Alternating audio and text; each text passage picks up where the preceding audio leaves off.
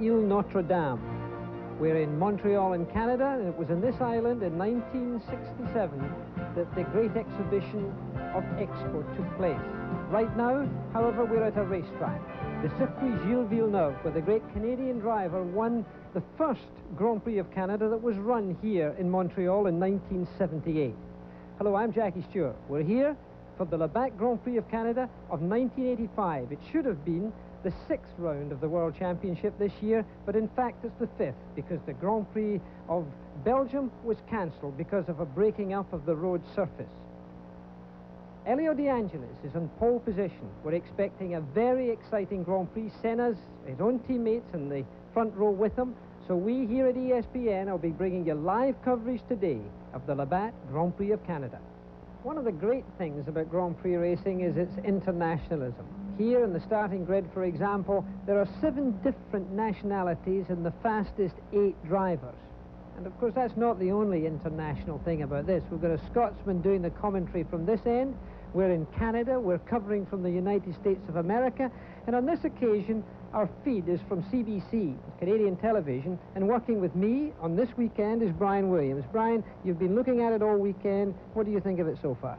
Well, it's been tremendously exciting, Jackie, and I think our viewers in the United States are in for a good afternoon of racing. We should tell the people this is a tight course, very hard on fuel and brakes. Now, of course, if you've been following Formula One racing, you realize that fuel came into play at San Marino. Senna, the brilliant young Brazilian, was leading. He ran out of fuel. Johansson, the Ferrari rookie, running out of fuel with 2 laps to play. Now, you couple that with the fact that there was this tremendous speed in qualifying here yesterday. 17 cars, if you can believe it, broke the existing qualifying record. So take the tightness and the speed, and it should make for an outstanding afternoon of racing. Well, it also hasn't been without its excitement in other areas. We've had 5 fires, turbocharger fires, during qualifying so far. Of those 5, well, they were pretty serious. I mean, it could have been that the whole thing could have gone up. This is a new dimension to Grand Prix motor racing that I think we have to look at in the future, Brian, because sooner or later there's going to be a proper fire, not just an engine compartment. And the thing that struck me was the final fire involving Mansell in one of the Williams on the first day of qualifying. You had the Alfa Romeos. Cheever goes out. One car catches fire. His backup car catches fire. His teammate Patrese catches fire. But what struck me with Mansell yesterday in the Williams was he went so long before he stopped. It seemed to everyone that he didn't realize there was a fire. The flames were 5 or 6 feet high, and it is going to create a very serious problem in the near future if something's not done. Well, let's get back for the start of the Grand Prix Labatt de Canada. The 1985 Grand Prix Labatt de Canada on ESPN is brought to you by Dodge, a performance revolution, an American revolution, and by Hitachi, a world leader in technology. That's quality, that's Hitachi. And by BF Goodrich, makers of high-performance TA radios. We make cars perform. 1 in 4. Now let's move over to Britain's hope, Derek Warwick. Derek Warwick in his 2nd year, 30 years old, 2nd year for Renault. Renault have not had a good year themselves. The Renault, actually their engines have won the Grand Prix. Mr. Warwick, who is a comedian, looking in good shape, a very good grid position, and hoping that as the Renault engine can win, so can the Renault chassis. A lot of development work gone on, and Derek is one of the men who has really helped with that. And it's interesting that these drivers, even at this stage, with just a few minutes before the engine startup, can still spare a time for a smile, something to take the tension away, but this is a very key moment. Derek Warwick in the Renault. And let's just look at one of the stars you may not have heard of, Thierry Boutsen in the Arrows. Thierry Boutsen wanting to become a Belgian star just as Jackie X was. Thierry, a superb driver. This is the Arrows car with its BMW engine, and Thierry Boutsen, a man to watch. Now the 3-minute sign is on, so we'll be leaving the grid, leaving these men with their last thoughts before the warming up lap. And back to you, Jackie and Brian, from the grid. Let's hope the Canadian Grand Prix, as exciting as the tension down here seems to indicate. All right, thank you very much, Barry Gill. It is an overcast, cool Sunday here at the Villeneuve Circuit on Île Notre Dame in Montreal. Bright sunshine yesterday, sunny this morning. Jackie Stewart, there is great concern regarding the tires. We've had no rain here since Thursday, but that is very much a topic of conversation. Well, tires, of course, a major issue here in every Grand Prix, but of course you've only got the contact patch between Mother Earth and the race car with these little blobs of rubber. And a lot of different tires are fitted to cars on the grid. It's not unusual for them to have a different compound, that's a different mix on the rear tires than in the front. And in fact, what happens is they have a very hard compound in the left rear, because there are more right-hand bends on this course than there are left-hand bends, and they put a harder compound so it doesn't get a lot of wear on that rear left-hand wheel. So therefore they have that. Then they have a softer compound in the front so the car will get a better directional stability. And we're looking down from high in the Goodyear blimp, incidentally, Goodyear blimp America, high above this Ile Notre Dame. A beautiful picture, Brian, of this lovely island. All right, Jackie, let's analyze this course here. 4.41 kilometers in length. They will run 70 laps this afternoon. Tell us about the turns. Well, there are 17 turns in total, 10 to the right, as I said, more right-hand turns, and only 7 to the left. The record is 128.323. That's held by Didi Pironi and by Nelson Piquet jointly. That has been shattered by no fewer than 17 cars in qualifying and practice, but that's something that we expect in qualifying, which you don't necessarily see in the race. We've just had information sent up to the commentary position here that Theo Fabi's Tolman car has a fuel leak, which is, of course, a dangerous thing to have on the starting line. So therefore, you can see the forecast there. The temperature 17 degrees. The wind is hardly there at all, and we just hope that we're not going to have any showers. We've got Mr. Labatt up there, and maybe going to wave that green flag. That is Sid Olin, the president of Labatt's, along with Mr. Marcel Liger, the Minister of Tourism from the Quebec provincial government. We would like to welcome our viewers on ESPN in the United States as the practice lap is underway from the Villeneuve Circuit in Montreal. Well, the cars are now just on one lap, which is called the parade lap. They're going to go around this lap, and they'll use this lap to warm up not only the engines, the transmission, but also the tires and also the brakes. You will see the cars weaving from time to time, and you see a plan of the racetrack here as the cars go round. The start-finishing flag you can see on the bottom right-hand side of the course map. As they go around, a lot of water around here, and you can see the cars weaving there in our picture above, and that weaving is merely to get their tire temperatures up to their best operating temperature. When these tires are absolutely cold, they are extremely slippery, very difficult to drive on, and with full tanks, and drivers that are a little nervous and sometimes just overreact, obviously it's a particularly dangerous time in the race. So many turns on this course. Eddie Cheever, the American, driving the number 23 Alfa Romeo, was saying earlier that you go from speeds of 280 kilometers an hour all the way down to zero. He said it's neither a fast track nor a slow track. It is simply a tough track, the surface a bit bumpy. Yes, and by the way, as we look down from our commentary position here, the car of Theo Fabi's that I mentioned had a petrol leak, has had to start from the pit lane. Theo Fabi is now sitting in his car down below our commentary position, right at the start-finishing line, but in the pit lane. When the start takes place, all of the cars will start, and only after they have passed the start-finishing line on the racetrack will Theo Fabi be allowed out onto the racetrack, so he will be behind the entire field. The cars going round there, of course, we know that Elio De Angelis is in pole position, very talented Italian. Ayrton Senna, the brilliant young Brazilian. Brazil's produced so many very good race drivers. Carlos Paci, Emerson Fittipaldi, Guerrero, Nelson Piquet, and now Senna. Fantastic lineup of great drivers.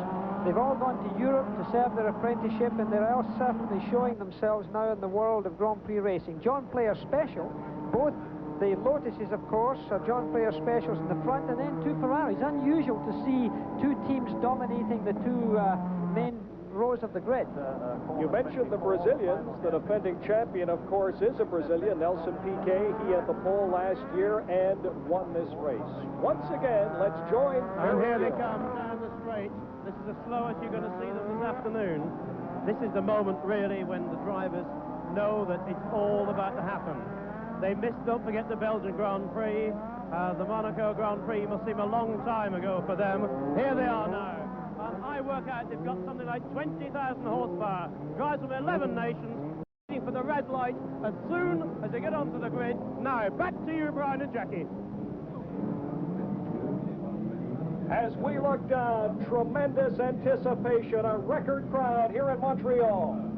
The red lights, this light system you see in the top right-hand side of your picture there, only when all the cars have come to a stop will that red light go on. Within 10 seconds of that red light going on, the green light will show, and that will indicate the start of the race.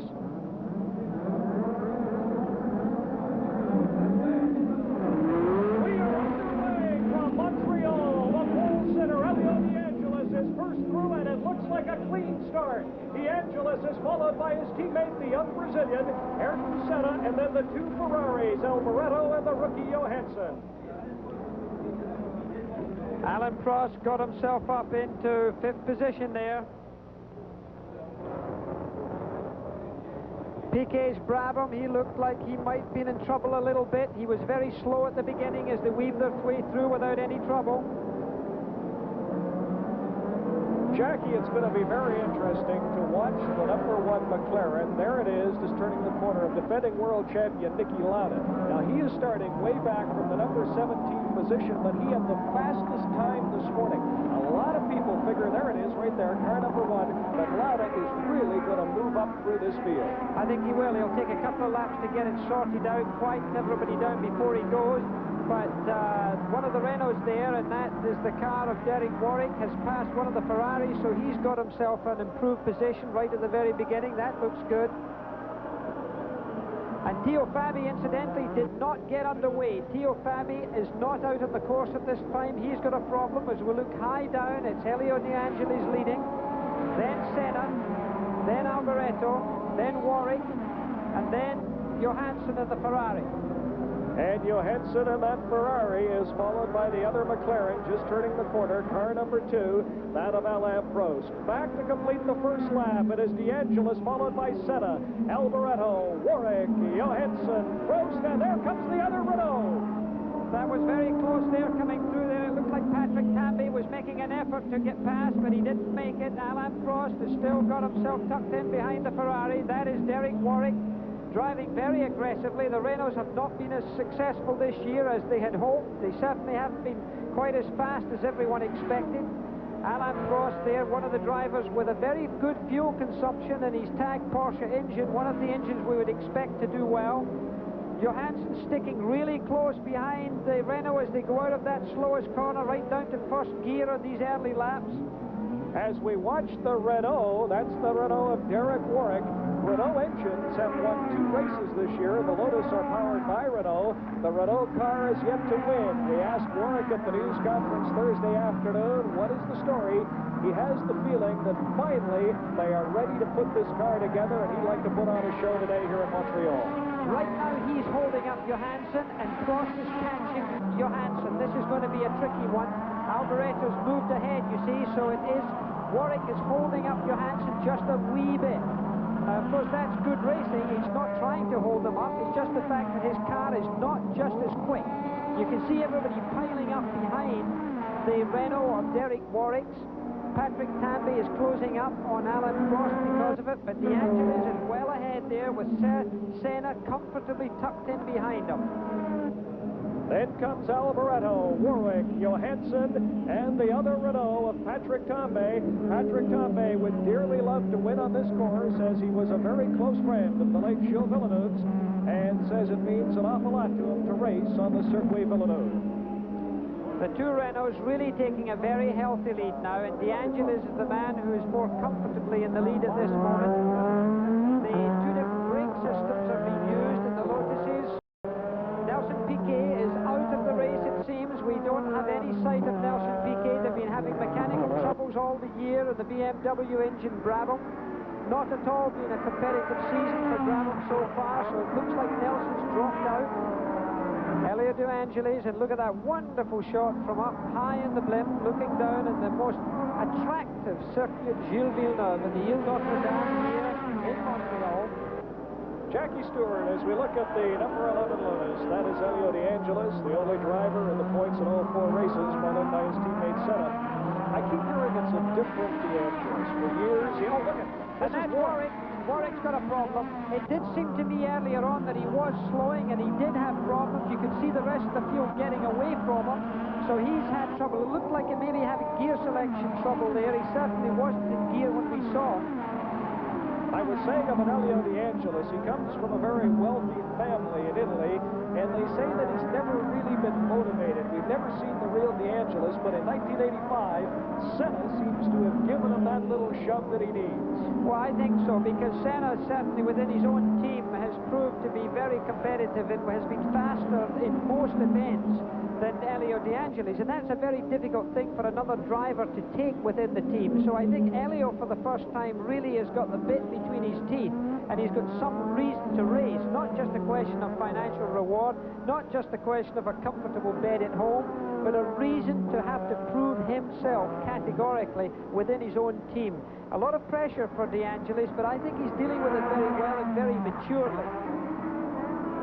As we look at De Angelis, live coverage after 3 laps here in Montreal, it is De Angelis by 2 seconds over Senna, followed by Alboreto, Johansson, Tambay, Prost, Rosberg, Boutsen, Cheever, Mansell, Patrese, Warwick, and Winkelhock. Niki Lauda, by the way, started in the number 17 position, right now is running 14th. Michele Alboreto.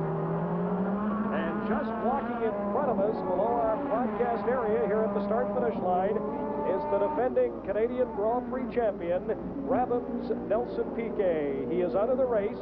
Came here last year. He hadn't finished a race in 6 starts in 1984. Won here and, of course, won the next weekend in Detroit. So it is official now. Piquet, the defending champion, is through for the afternoon. Very much alive is De Angelis. Teo Fabi has now joined the race again. So Teo Fabi, famed for his Indianapolis performance a couple of years back there, has now joined the race but is 1 lap in arrears. In the lead, incidentally, De Angelis is leading Senna by 2.51 seconds. So 2.5 seconds he has in hand, which is quite a bundle. Elio De Angelis, always known as competitive in practice. He said to me this morning, we're here to tell you, in 1985, Lotus is no longer competitive only in practice. As we look at his teammate, running second, that is car number 12, Brazil's Ayrton Senna, who won in Portugal and was leading when he ran out of gas at San Marino. Remember, passed by Johansson, only to have Johansson himself run out of gas 2 laps later. And there's Nelson Piquet. Now, Nelson won't be a happy boy. He's had a very sad season so far. And there's the Ferrari. He is now making up a little ground. Alboreto is making up a little ground there on Senna. Nelson Piquet having a drink there from his reservoir for refreshment, which he keeps strapped to his chest during a race. Racing drivers do get dehydrated. There's the other Ferrari, Jackie, number 28, Johansson. He was saying earlier this week, it is every driver's dream to once in his life sit in the blood-red machine, and that dream has come true for young Johansson. There's the other Renault. Warwick was having trouble. That is Patrick Tambay, the Frenchman. Tambay's up to 5th position right now. Eddie Cheever, the only American in this race, has joined up into 8th position. A very good improvement for Eddie Cheever. Just behind Keke Rosberg, who's in 7th position, and Alan Prost in 6th, so he's in darn good company. Patrick Tambay having passed Alan Prost, everyone. And there is Prost there. Rosberg is getting very close to Prost. Keke Rosberg and the Honda engine, and there is Teo Fabi back in the pits. Teo Fabi, he's out of the car. It looks like he's closing the office for the day. That is car number 19 as we look at Prost, Teo Fabi. The only Tolman Hart entered here in Montreal. So 2 cars out of the race, Fabi and the defending champion, Nelson Piquet. We'll be back with more of the Grand Prix de Canada after these messages.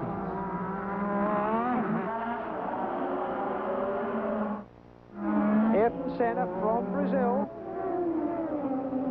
That That's DeCesaris in the first of the Ligiers into the pits. His teammate Jacques Lafitte, who won here several years ago, also with Ligier.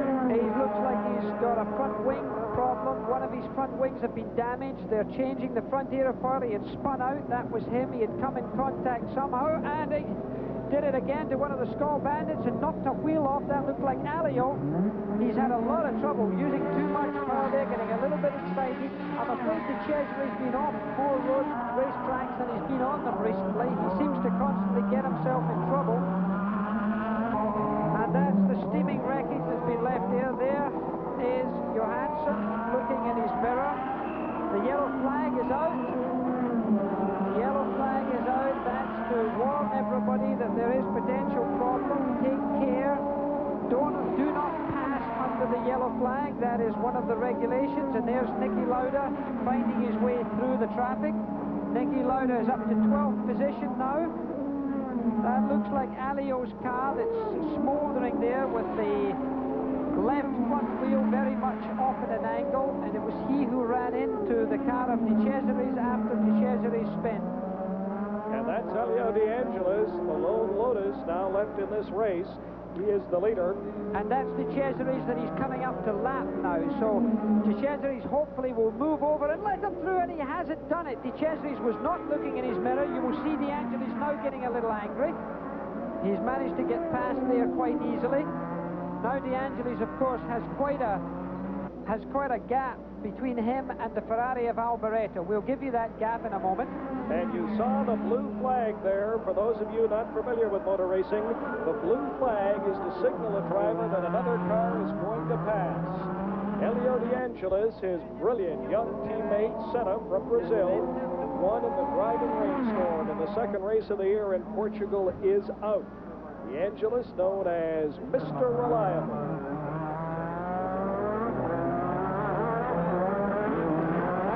That there is, of course, Michele Alboreto.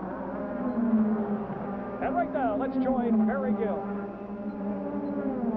Well, I'm with the man who's won the Canadian Grand Prix twice, and last year gave us a marvellous race. What happened this time, Nelson? Well, I was unhappy. I did only the start, and I think I broke something inside the gearbox, the final drive shaft, or the final drive, or the drive shaft, I don't know. Very disappointing, Nelson. Better luck next time. Thank you for talking to us. Back to Brian. And there is a former world champion, the Williams Honda car number 6, Finland's Keke Rosberg. Well, Rosberg was doing extremely well. He was in great shape. He was up into 6th position. He was ahead of Alain Prost. He's dropped back behind Prost, but he had got himself in a good shape there, and suddenly he's in the pits. He's in trouble. Well, the story right now in this race is Ferrari. Alboreto running second. This car, number 28, Johansson, the Ferrari rookie, who came to Ferrari after Rene Arnoux was fired. Arnoux finished in the points in Brazil, was replaced by Johansson. Johansson gave those great Italian racing fans so very much to cheer about this year in San Marino before running out of gas. He is followed by Patrick Tambay, Alain Prost, Eddie Cheever, Thierry Boutsen in the Arrows. Once again, here's Barry Gill. Well, this Canadian Grand Prix is already turning into a race of attrition. We've lost twice winner Nelson Piquet. And here behind me, you see Ayrton Senna, my favourite, I must admit, to win, who's out at the moment with turbo problem. He's not the only one. Theo Fabi is also out with a turbo problem. So two of the great drivers and a great trier out already.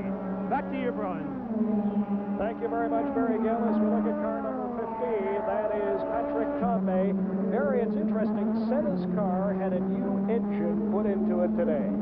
Yes, and it now seems that the turbo is the problem that's gone wrong with it, so the turbo is playing up. I'm afraid the turbocharged engines are somewhat unreliable in comparison to normally aspirated engines.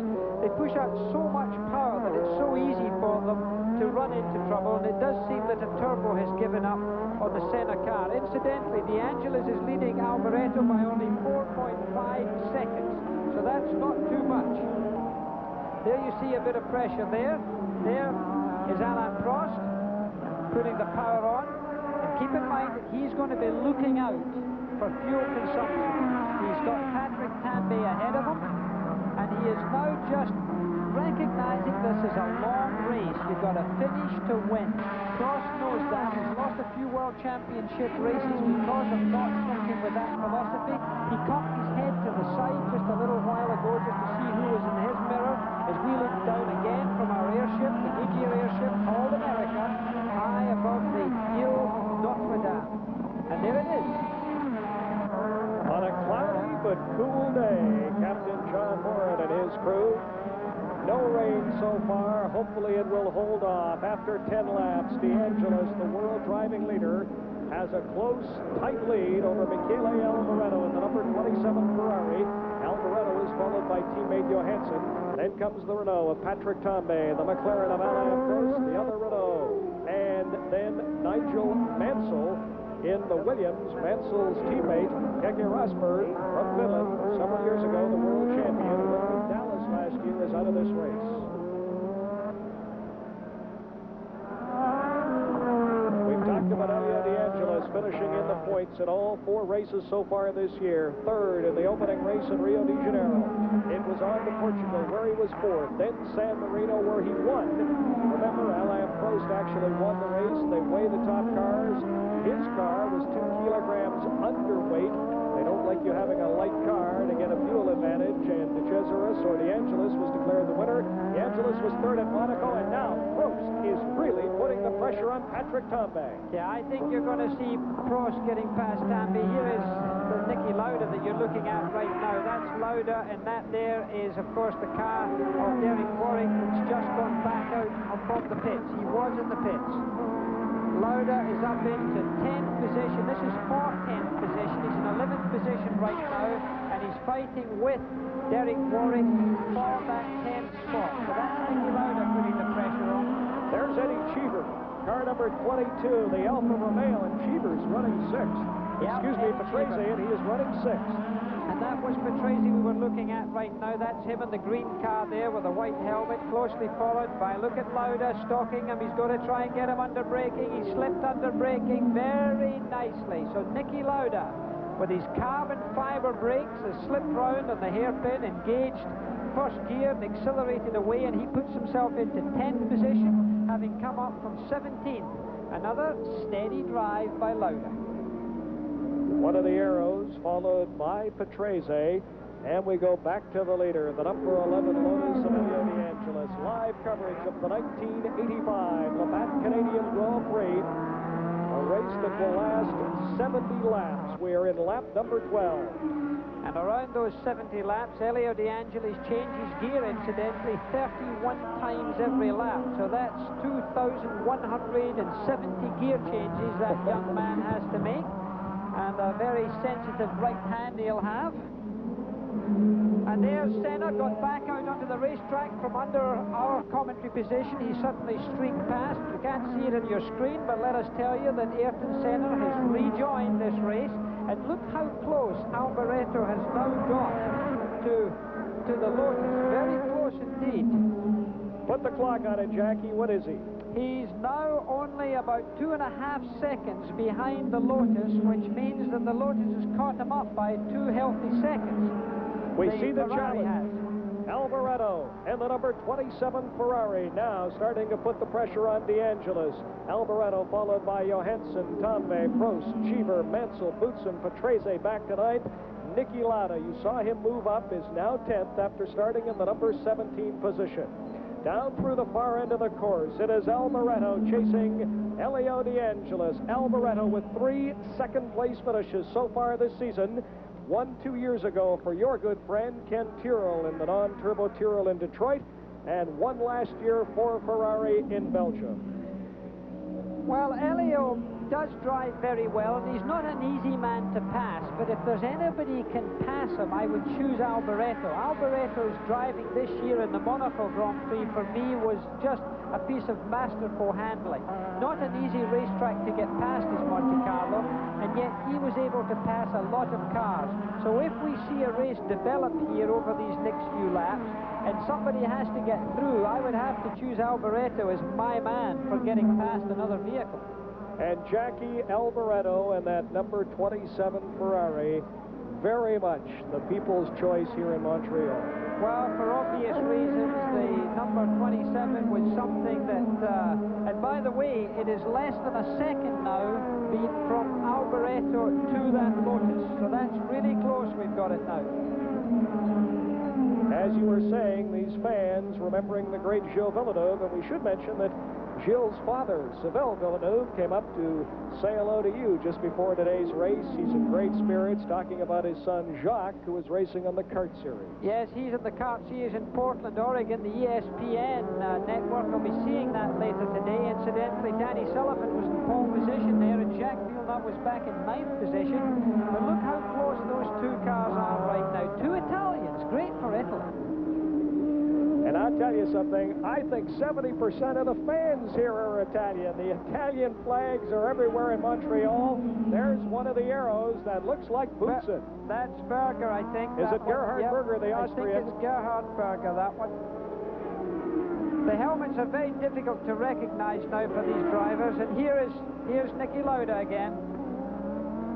And once again, let's join Barry Gill. Just an update, Jackie and Brian, on Ayrton Senna. While you've been watching Elio, he's gone out onto the track. The problem was a turbo, but not the turbo itself. It was one of those silly little things. The clamp that holds the turbo on has broken. It's a very awkward thing to get at, and that's what cost him all those laps. But Senna is back in the race. And look at this.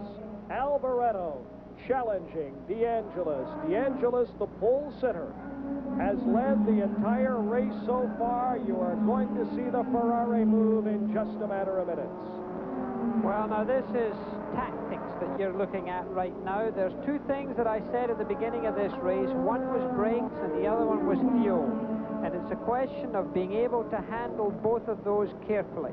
And it'll be interesting to see how those two drivers play with it, because inside the cockpit of both of those cars a little knob.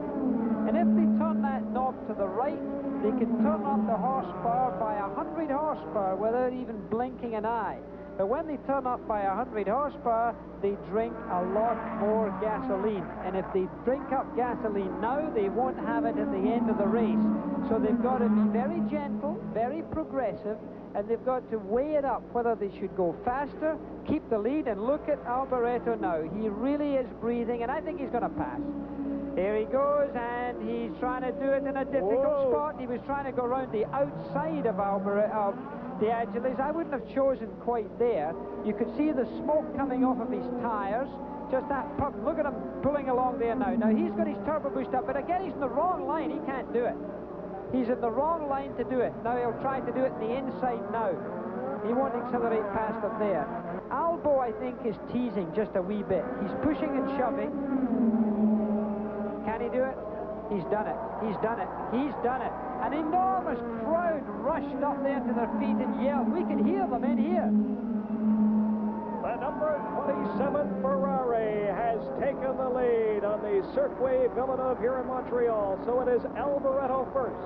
The pole sitter, De Angelis, now running second. Here's the pass, Jackie, just past the start-finish area. He did it very positively. He's using a lot more turbo boost. He's using a lot more power in that engine than De Angelis. De Angelis is more prudent with regards to fuel usage. Now, Ferrari feel they're going to make it in fuel. I heard them saying that earlier. But whether you can be that confident this early in the race is another thing. And if viewers are just joining us this afternoon on CBC Sports Weekend or ESPN live coverage in the United States, let us run down the standings. Alboreto has taken the lead over the pole sitter De Angelis. Johansson, the other Ferrari, is running third. Tambay in a Renault is fourth. Prost, the first of the McLarens, two-time winner this year, is running fifth. In sixth place, the number 23 Alpha of American, Eddie Cheever. Mansell in the Williams is seventh, followed by Boutsen in an Arrows, Patrese ninth in an Alpha, and Niki Lauda running 10th. And there is Niki Lauda, the defending world champion. Lauda, as he pursues Patrese, Lauda has only finished in the points once so far this season. Niki Lauda was fourth at San Marino. And Terry Boutsen is the car that you're seeing in front there. That's the Arrows car. Barclay Arrows with the Benetton Alfa Romeo in green. And then the tag Marlboro McLaren with Niki Lauda carrying the colors of Lauda Air. He has a little airline in Austria. It's called Lauda Air. Very successful nowadays, and he carries their colours as in the tailplane of his aircraft. It's funny you should mention that. Our producer, Lawrence Kimber, and I were in Zurich, Switzerland last winter on our way home from covering World Cup skiing, and there on the tarmac was one of the Lauda airplanes. Yeah, well, he keeps himself busy. A great keen flyer. He flew over here in his own Learjet, did Niki Lauda. Right now, the man that's flying is Alboreto. Very talented, very mature Italian driver. Not a very emotional man, and emotion, quite frankly, in a Grand Prix cockpit is more your enemy than it is your friend. You've got to keep very calm and very liberties. And it's very difficult for a lap to be able to keep that kind of cool, calm and collected atmosphere, and certainly both of those drivers are clearly doing it now. They are doing it indeed. It is Alboreto followed by DeAngelis, Johansson and Tambay. And as we look down from the Goodyear Blimp America, our live coverage of the 1985 Labatt Grand Prix of Canada will continue.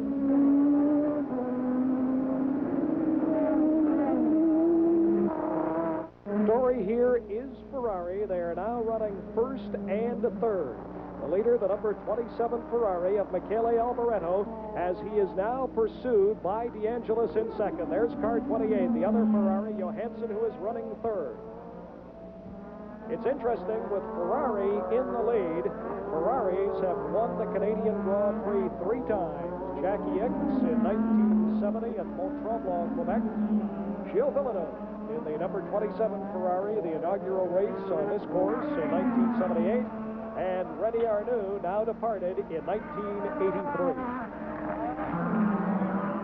And there is the young Swede, Stefan Johansson, the little leaf, as they call him in his native land. He had little leaves painted on his crash helmet. He looked at his mirror there. You saw his head just jolt to the side slightly. Well, that was him looking to see who was coming up behind him. As he waves his way through there, Patrick Tambay and the Renault. Patrick, the young Frenchman, very talented, good-looking man. Skied for France, no small talent.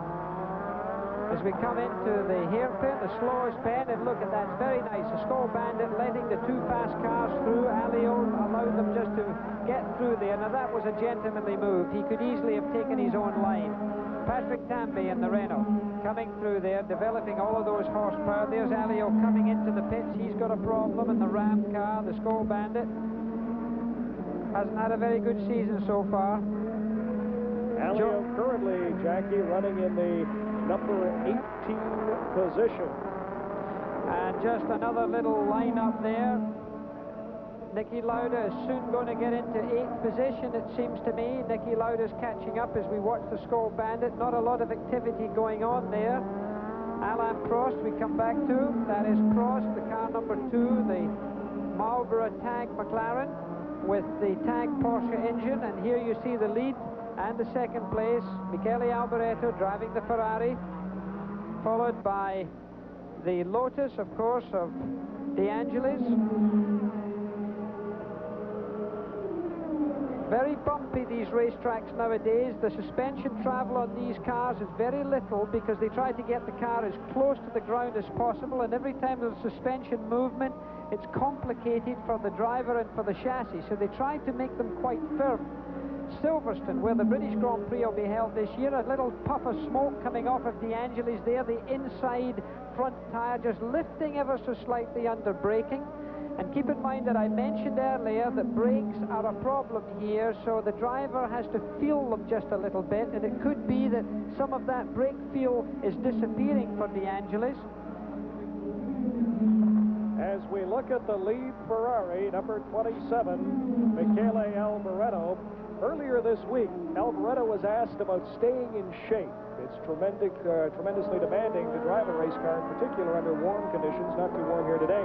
He said, I jog. And they said, have you been jogging this week in Montreal? He said, oh no, I never jogged the week of a race. That's too dangerous. Someone said, driving a race car is safe. He said, sure, there I know what I'm doing. Well, that's one way of looking at it. Eddie Cheever we were looking at right now. Eddie Cheever also is a jogger. He and Michele Alboreto live in Monaco together. And Eddie, that Alfa Romeo Benetton driver, they run together. They do usually 4 or 5 miles per day. Nothing heavy, but it's good for the cardiovascular. Eddie Cheever, there he goes. accelerating hard out of the slowest corner, almost of this first gear corner for some of the cars, second gear for the Alfa Romeo. Eddie Cheever pursued by England's Nigel Mansell in the number 5 Williams. He is currently 7th. His teammate, former world champion Keke Rosberg. As we look at the American Cheever, Rosberg, by the way, is running in the number 12 position. 20th lap out of 70 at Montreal. It is Alboreto, DeAngelis, Johansson, Tombe, Prost, Cheever, Mansell. Thierry Boutsen is running 8th. Niki Lauda up to the number 9 position. Running 10th, it's Patrese, then Warwick, number 11. And we have just had a change. Lauda moves up another position. Lauda is making his move just as we had predicted. However, DeAngelis has certainly dropped back from the Ferrari. He certainly lost a lot of ground in the last 2 laps. Look at the gap there. Alboreto disappearing. There he is, Alboreto, and here comes DeAngelis. He's, I think, lost about 1.5 seconds. Somebody having troubles up at the hairpin there, a little, and that there being Keke Rosberg, went wide, spun almost, managed to keep it together, and is continuing around the racetrack, but that could have been expensive for Rosberg. Rosberg was running in the number 12 position. He went out earlier, came back in. As we look at the leader, DeAngelis. A lot of that trouble at the hairpin, I think, could be said about braking. I think a lot of these, about after 8 laps, the brakes start to be affected. And what happens is that the brakes themselves get so hot that the brake fluid starts to boil and it gets air in the system. And the brake pedal for the driver gets longer, like there's air in the system. That's exactly what's happening. And the brake pedal is not consistent. Very uncomfortable when you're driving on the road, but extremely dangerous and very uncomfortable for those race drivers. And you see Alboreto just passing Pierluigi Martini. That is car number 29. There's Alboreto, followed by Martini. He has lapped Martini. The Minardi and U team to Formula One racing. They have only 1 car here in Montreal. Well, that has certainly given Alboreto a more comfortable lead as he comes up behind. That there is Stefan Beloff. He's coming up behind there. Martini being passed. He's already started. Martin Brundle is the blue car, the Tyrrell team car there. The DeAngelis is just leading. He's already been lapped. High above in the Goodyear blimp once again. Elio DeAngelis in 2nd place now. Jackie, he is now trailing by roughly 2.3 seconds. Johansson 7 seconds back. The blue flag signaling to Martini that Johansson wants to go by. Johansson in the number 28 Ferrari is currently running 3rd, just over 7 seconds behind his teammate. Patrick Tambay, the Renault, is 4th, nearly 10 seconds back. Oh. That was an incredible bit of bumping there. That was really, Martini spun off there. To be quite frank with you, I think he was pretty heavily manhandled there. It looked like it was from Nigel Mansell. Keke Rosberg has gone into the pits. No, it's the Renault. It's Patrick Tambay. He really did move over pretty hard on Martini there. It was a little bit aggressive. He wanted to be sure of getting in there, but he could have involved himself in as much trouble as he did Martini. He got off with it. Martini just spun out. Martini has never been a factor in this race, whereas, of course, Patrick Tambay very much is. Motor Racing's 85 coverage of the Grand Prix Labatt de Canada will continue in a moment.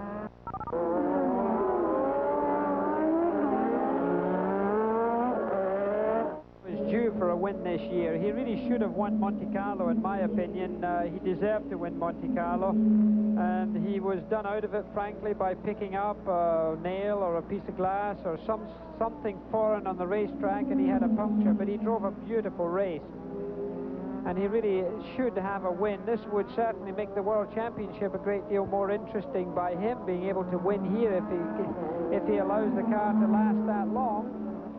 You mentioned the World Championship. Right now, DeAngelis, who is running 2nd today, is 1st in the world standings with 20 points.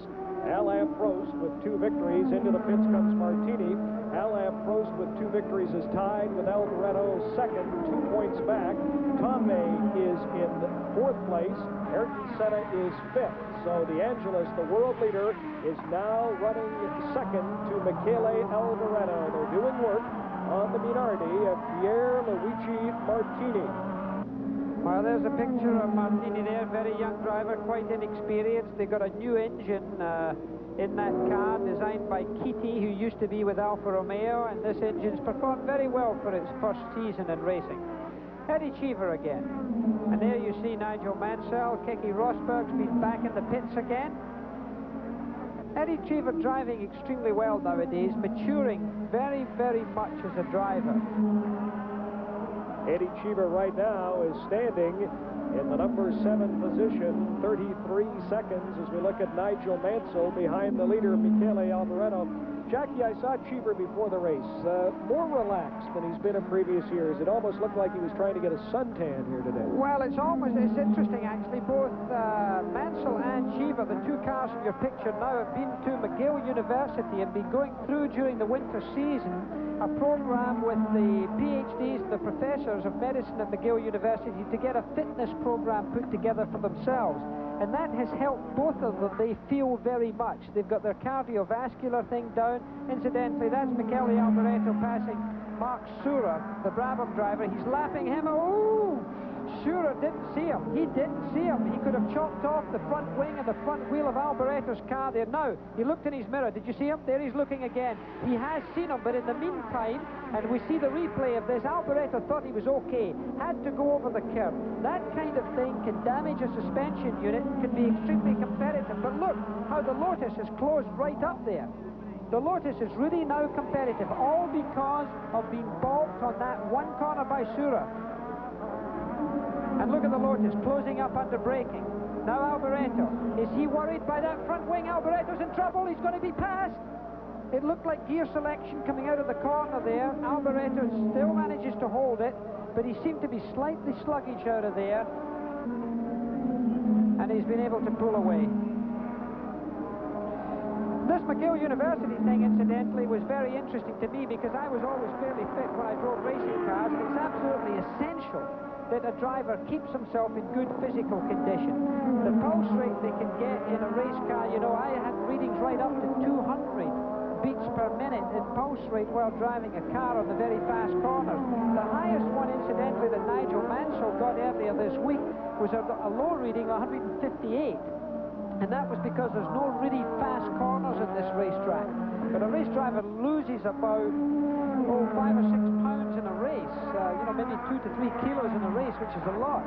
So it's very important to be able to keep that kind of fitness. And it's interesting that they both came to McGill to do this, as also did Patrick Tambay and Senna. He's not comfortable. You know, he's worried about that situation.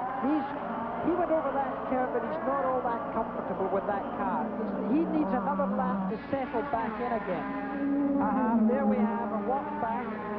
That's there Warwick walking back. Derek Warwick, who's been in the pit several times. He's had a problem, a major one for today. But at least he's walking on, Brian. And as they complete lap number 26, Michele Alboreto in front of Helio De Angelis, followed by Stefan Johansson, Patrick Tambay, Alain Prost, Nigel Mansell, Eddie Cheever, Niki Lauda running 8th, and Lauda is nearly 45 seconds behind Alboreto. Jacques Lafitte, who's not really in contention here, way back in 13th position, incidentally, has been penalized 4 minutes for jumping the start. So that position that we're giving you, 12th position, is probably not going to be nearly correct in the end results. If you jump the flag, of course, you do get penalized. Nowadays it's a green light instead of a flag, but he certainly did anticipate the start. Ferrari trying to win here in Montreal for the second time in 3 years. They would be their 4th win overall in the Canadian Grand Prix. Brabham and McLaren have each won the Canadian Grand Prix on 4 occasions. Ferrari has won it 3 times. Tyrrell, both by Jackie Stewart, 71 and 72, has won it twice. Williams, Alan Jones also winning twice back-to-back in 79 and 80. Live coverage of the 1985 Labatt Canadian Grand Prix will continue.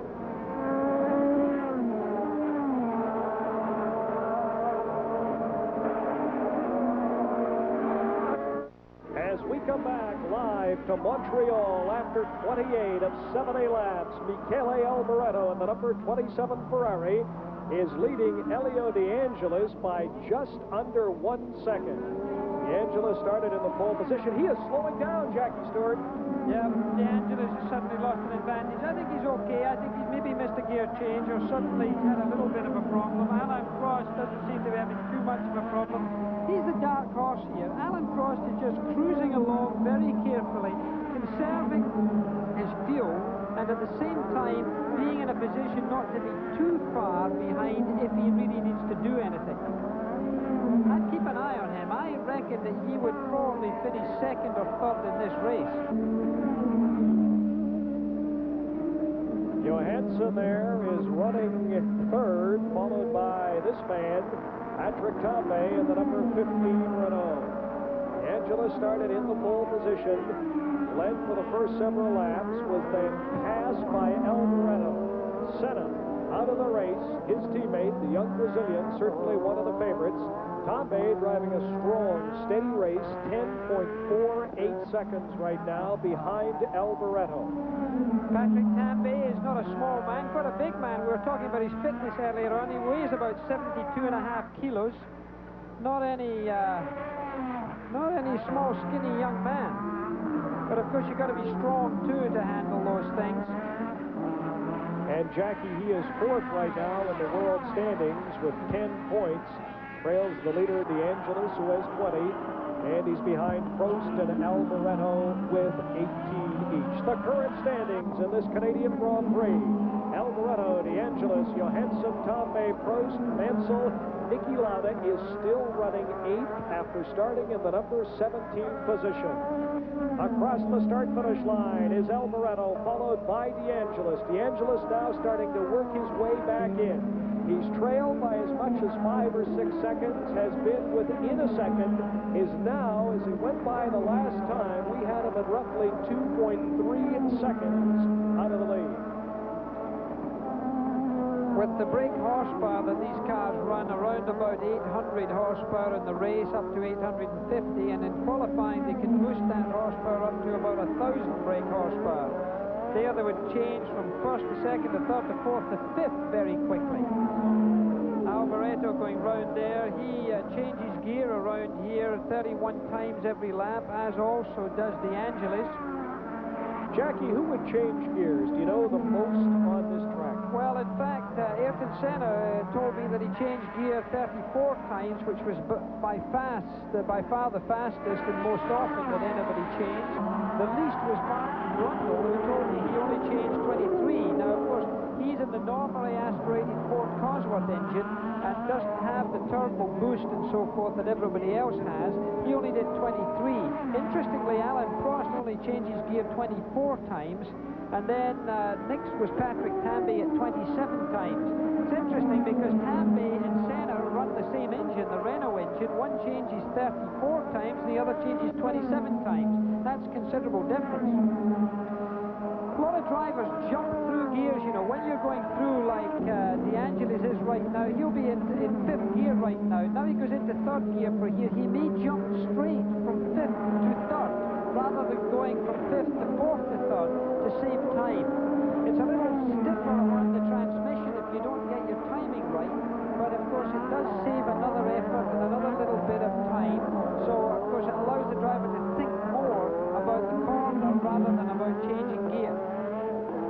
We are approaching the halfway mark of this 70-lap Labatt Canadian Grand Prix on the Circuit Villeneuve on Ile Notre Dame in Montreal, as De Angelis, the world driving leader, is chasing Alboreto. Both Italian drivers. Oh, there's an accident in one of the fastest parts of the racetrack. It looks like Eddie Cheevers. No, it's one of the Skull Bandits. One of the Skull Bandits, I think it's ran Winkelhock. Or Alio, possibly, It's Alio. It's a white helmet. I think it's Alio.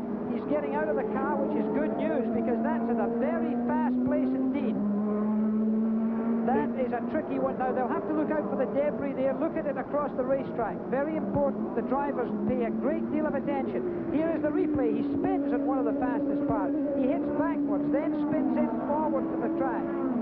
Now, these chassis are now made of composite carbon fiber. They're very strong. They allow a driver to survive where in the past, the space frame cars, surely they would have had leg injuries and a great many more opportunities for considerable injury.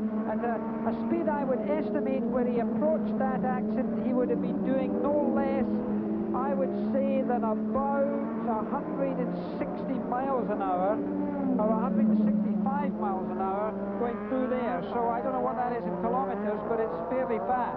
Jackie, what about the cars going over this debris? They have to be concerned about tires. Well, that's one of the major things. You know, when the car that you're looking at right now, Alboreto, had to come into the pits in Monte Carlo having picked up some debris and having a puncture. These racing tires are extremely thin because they've got to be very light. It's a sacrifice that you make when that happens, because if there is anything foreign on the racetrack that you could pick up with a sharp edge, and having an accident like we've just seen, a lot of that stuff is part of the car. It's metal, it's fiberglass, and of course that can easily cause a puncture, can cut a tire or puncture a tire. So the driver has to be very careful when going through that debris to make sure that he's not running over anything substantial. Philippe Alliot in the number 10 Ram Hard as we look at the finish area, the start-finish area from the Goodyear Blimp America. Very, very lucky, A, that he was not injured, Jackie, and B, that he wasn't being closely followed by another car, because right now, Alboreto is coming through the start-finish area into the area where the accident occurred, and as you say, that is one of the fastest areas on this course. The yellow flag is still out. That is the caution flag. And by the way, Alboreto's opened up the gap again from De Angelis. De Angelis certainly dropped back considerably there. So Alboreto has put on a little bit of pressure there. There's no sign of De Angelis. No sign of De Angelis. He's only in the shot now. You can see the car coming in on the left-hand side. There is the distance behind, and you know that he's a lot further back now than he was before. They will try and clear the track just a little bit, Brian, but the marshals can't get out to sweep the track because the speed of the cars approaching there is just much too high. They will allow the cars themselves, with the after draft of the cars, the wind that the cars bring behind them, to clear a lot of that stuff away. If there was anything big out there, obviously the marshals would have to go out into the track and clear it. There is the young Swede, Stefan Johansson. There is Jacques Lafitte in the Ligier with Johansson coming up behind him.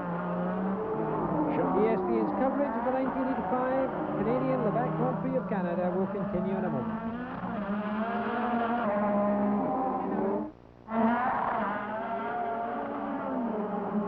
For those of you just joining us today, this Villeneuve circuit very hard on both fuel and brakes. There is Alain Prost, a man that knows about running out of fuel. We are halfway through the race. They have now completed, the leaders have, Alboreto and De Angelis, 35 laps. Alain Prost right now there, car number 2, is running in the number 5 position, 23 seconds out of the lead. That picture furnished courtesy the Goodyear Blimp, the America.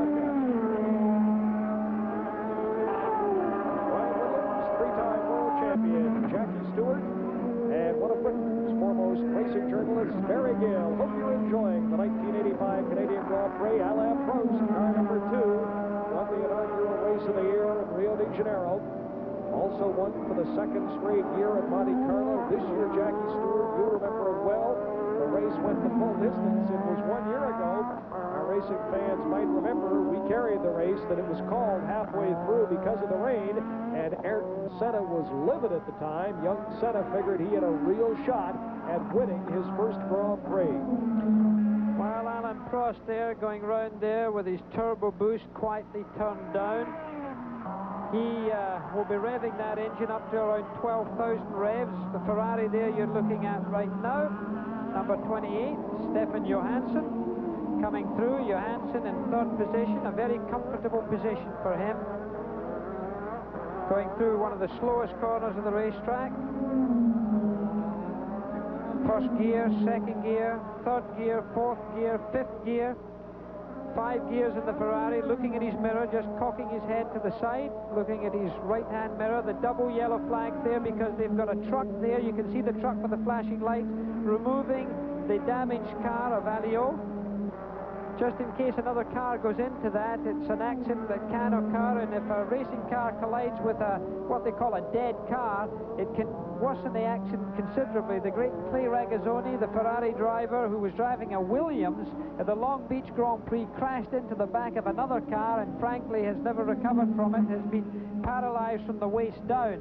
So they like to try and get cars that are no longer in the race, either damaged or just retired, away from the track. Well, it's been a rough afternoon here in Montreal. Out of the race, the defending champion 2 years ago, the world champion Nelson Piquet. He also won here in 1983. Philippe Alliot, you saw the Ram. He is so lucky to not be seriously injured.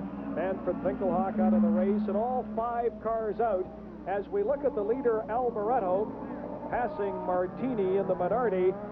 If you're just joining us this afternoon, I'm sure you're wondering about Ayrton Senna, the young Brazilian.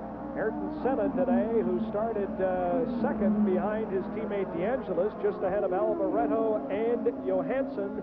They tell me right now, our statistician Ken Tyrrell Jr. tells me he is roughly 6 laps out of the lead. Now, Senna was running right up there, but had to come into the pits. He is back in the race. Ayrton Senna will not be a factor here this afternoon. Grand crowd turned out at Montreal, a beautiful city, and this racetrack is almost a stone's throw away from downtown Montreal on the island of the Ile Notre-Dame. The circuit, quite correctly called the Circuit Gilles Villeneuve. Gilles Villeneuve won this Labatt Grand Prix of Canada on his very first running in 1978. It was a fairy tale come true for a Canadian driver to win the race its first time here.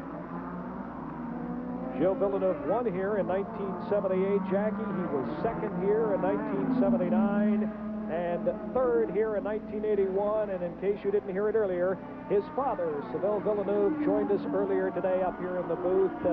Very much still a Formula One racing fan. Now Patrese is just about to be passed, another Italian driver, by DeAngelis. DeAngelis looking for a place to get past Patrese. Patrese is not the easiest man to pass. It was he who had the collision with Nelson Piquet in Monte Carlo, but a clean pass there by DeAngelis in the black. John Player special. John Player has been very much involved with Grand Prix racing. They were the first major company to come in with major advertising on the side of Grand Prix cars way back in 1968 it was, with Jim Clark and Graham Hill. It was the Gold Leaf Team Lotus in those days, and of course they're still in the sport today, and it's John Player's Team Lotus. They've stayed with the same team.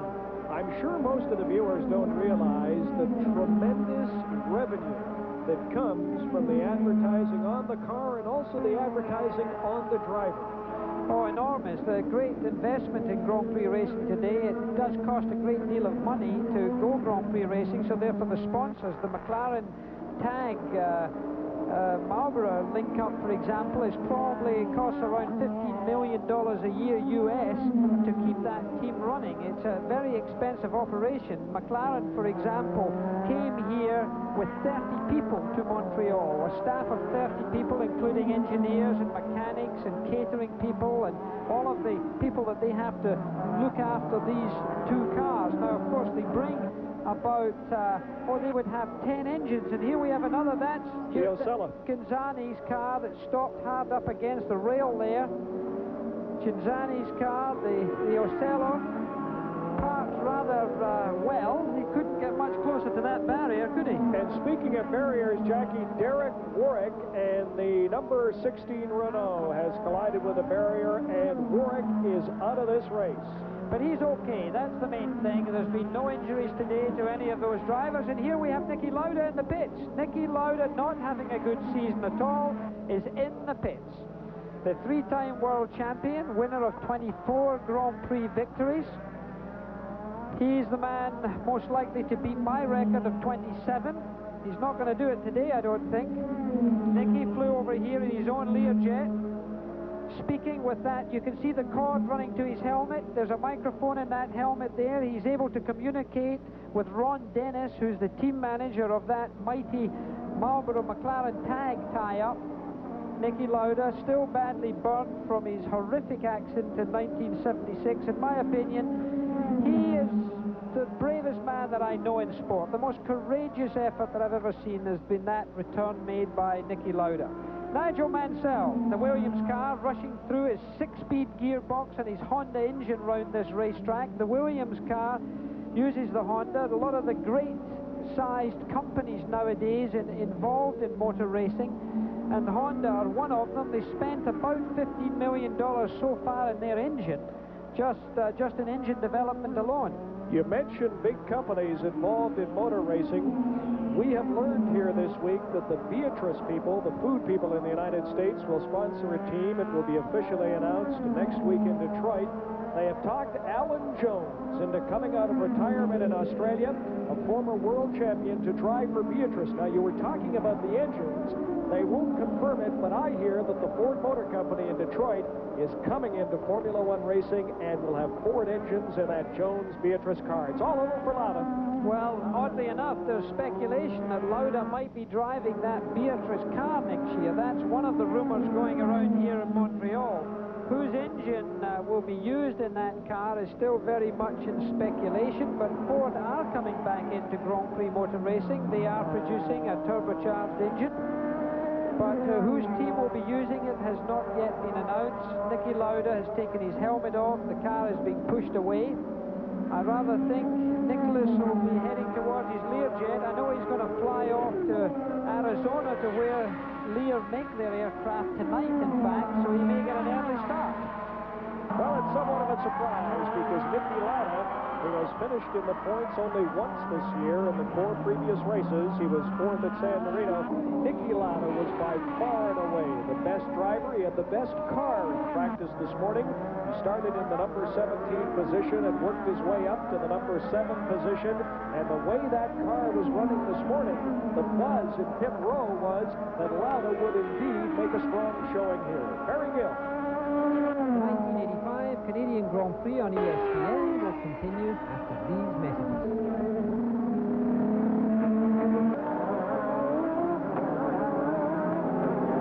Little bit of damage to the car. It's not because of an accident at all, is it? You haven't had any problems? No, I ran over some wreckage of the accident there. For the Alio car. Bad luck, Niki. Thank you for talking to us.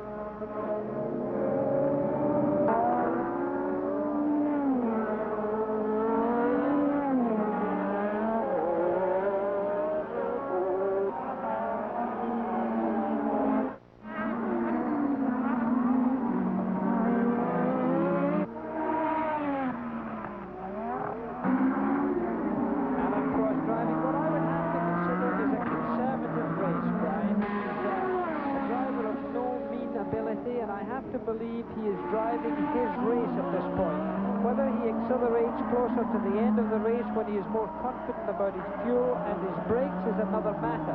But he can't give too much space before he starts that charge if he expects to win.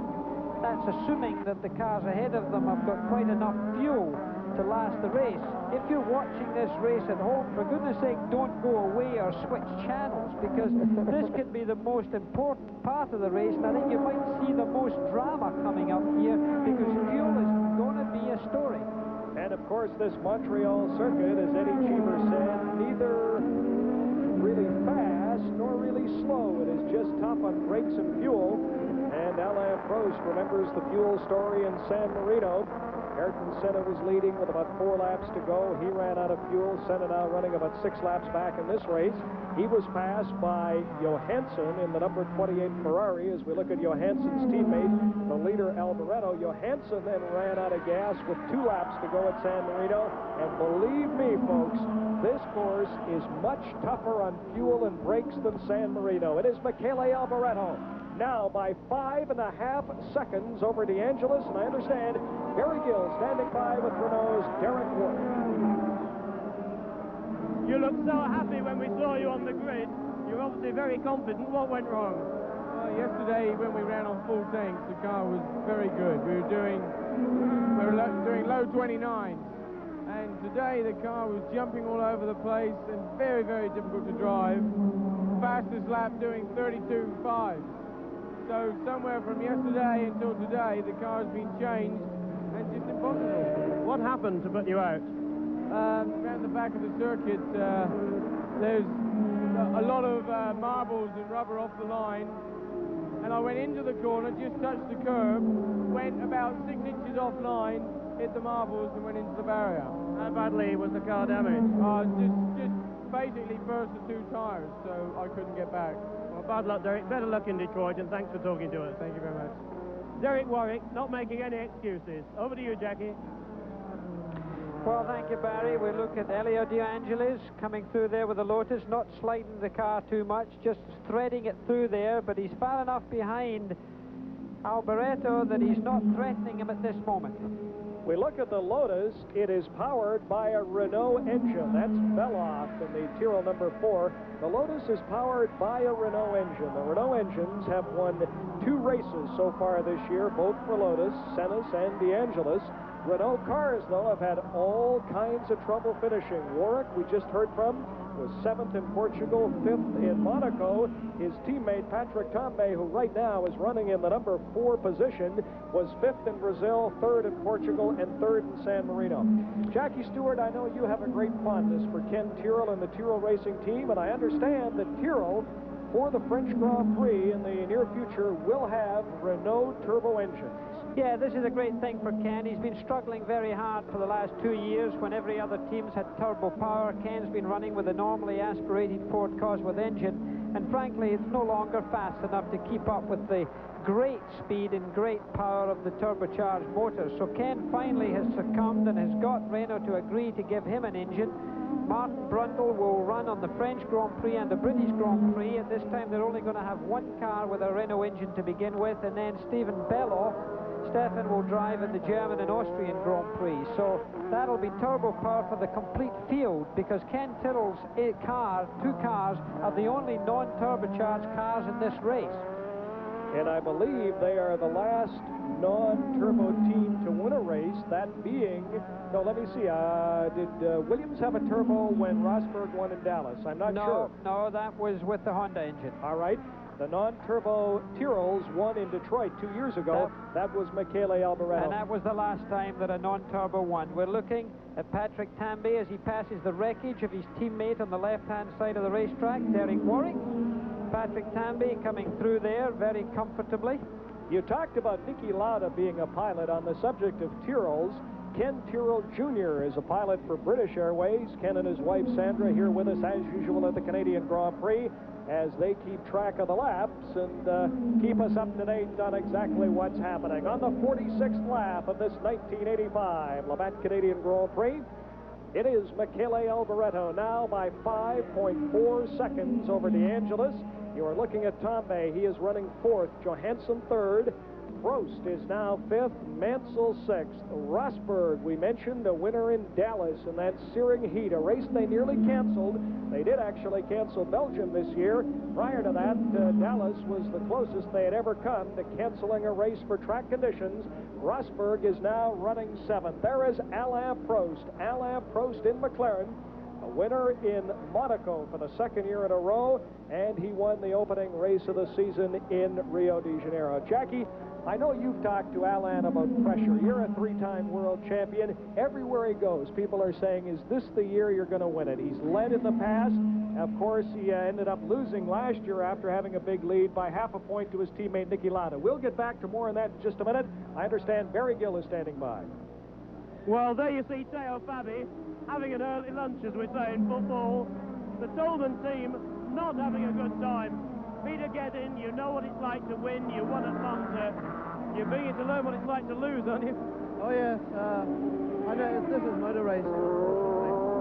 Tell me what happened to the Tolman team today, because the drama began on the grid. Well, on his race car, we had problems with the turbo. We fitted a new one, plus all the new parts to do with it.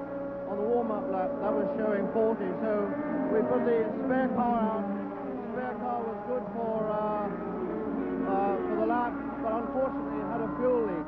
So we then had to revert back to the race car, which we knew had a turbo problem. lasted one lap, so we've changed the turbo just to do some testing, and it's all proved that we got problems. Jackie, the other side of motor racing from Peter Gethin, and he can still smile. Well, Peter Gethin, thank you, Barry. Peter Gethin won the Italian Grand Prix driving for BRM a good few years ago. I was in the same race and he beat me, so that'll deserve him right today. You saw car number 12. That is Ayrton Senna, a young driver from Brazil, certainly one of the favorites here. Senna in the number 12 Lotus is roughly 6 or 7 laps back. He was running near DeAngelis, started in the number 2 position behind his teammate, but came into the pits, was in for actually a long period of time, and is simply driving it out here in Montreal. A couple of things happening here, incidentally. That's Nigel Mansell you're looking at right now, but a couple of things. Stefan Johansson is picking up space on Elio De Angelis. He's only 2.8 seconds behind now as we have it here, so that's very close. So Stefan Johansson is certainly coming into this race. That's the car, of course, of Alboreto who's leading, but Johansson is really within a second now of the car of De Angelis. Whether De Angelis is going slower or whether Johansson's going faster, we'll have to get you to find that out in a few moments. Alboreto certainly seems to have some breathing space. That's him coming through those waves, and there's yet no sign of De Angelis. So there's your man in the lead. 48 laps completed. He's well away there, he's pulling away there, and no sign at all of Elio De Angelis. Now, it could be that you're going to see a Ferrari 1-2 before too long here. That would be something.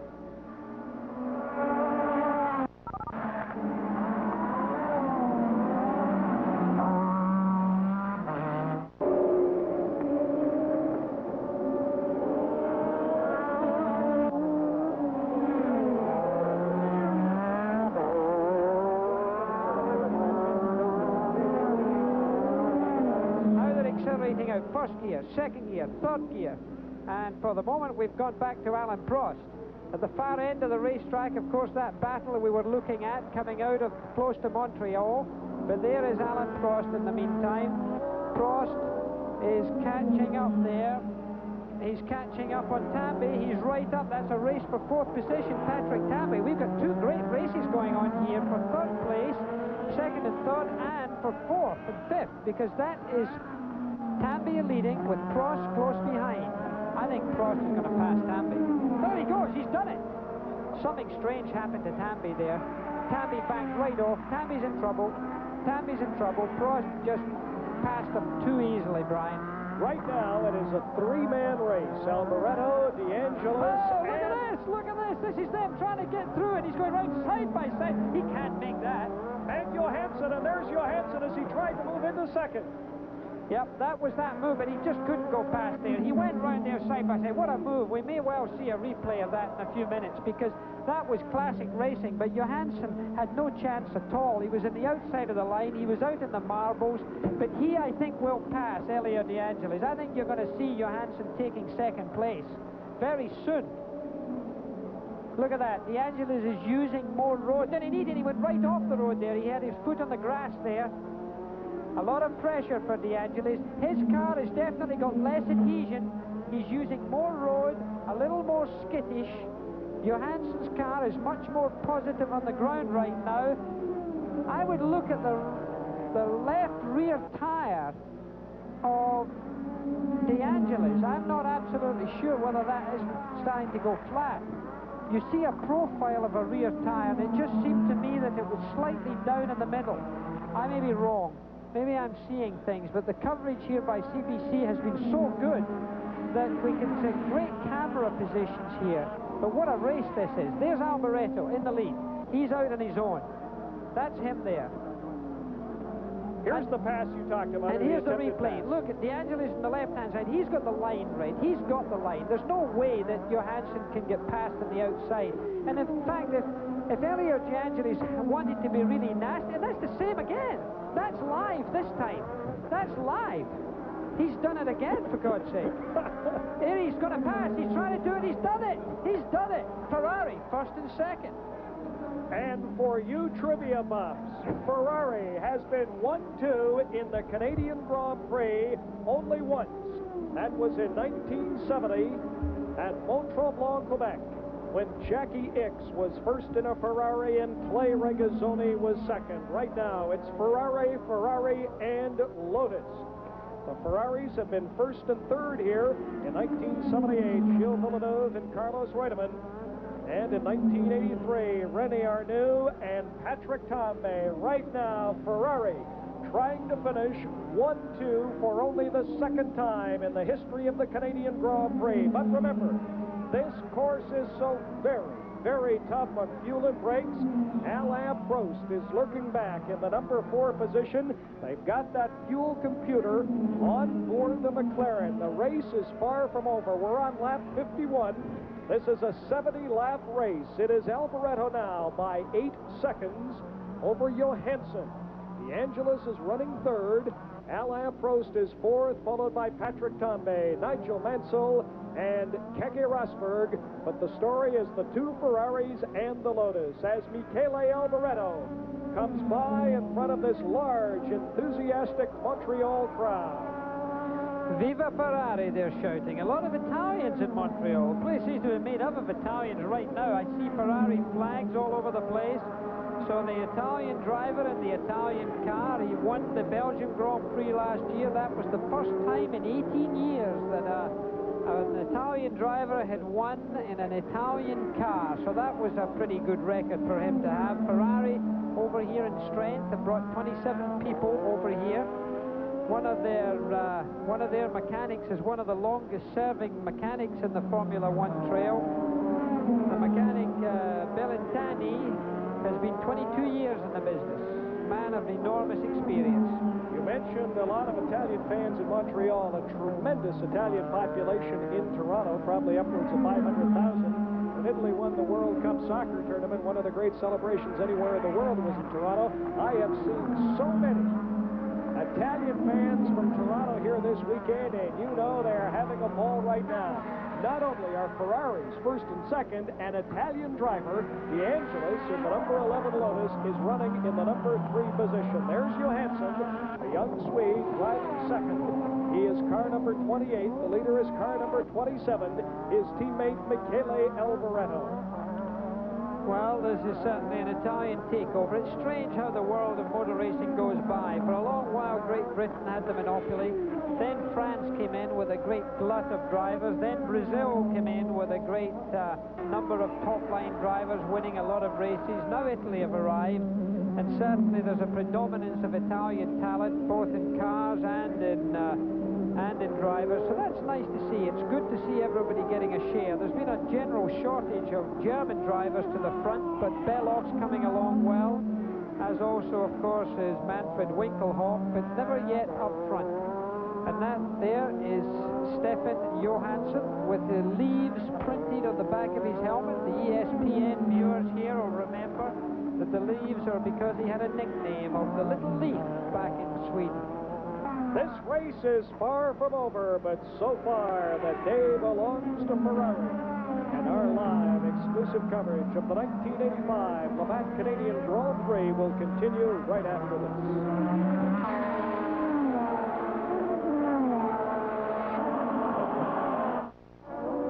For Romeo is pursued by the Williams. The Williams of number 5, Nigel Mansell, right now is standing in the number 7 position. Car number 22 is Riccardo Patrese. So actually, Mansell is trying to lap Patrese because Mansell stands 7th and Patrese is 11th. Well, Riccardo Patrese, as I said earlier, is not the easiest man to get past on the road. It will be interesting to see how Mansell deals with that.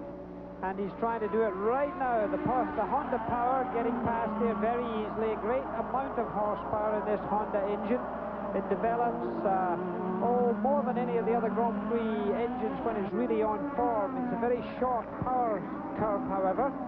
Much shorter than the Ferrari we're now looking at, which is much more taut.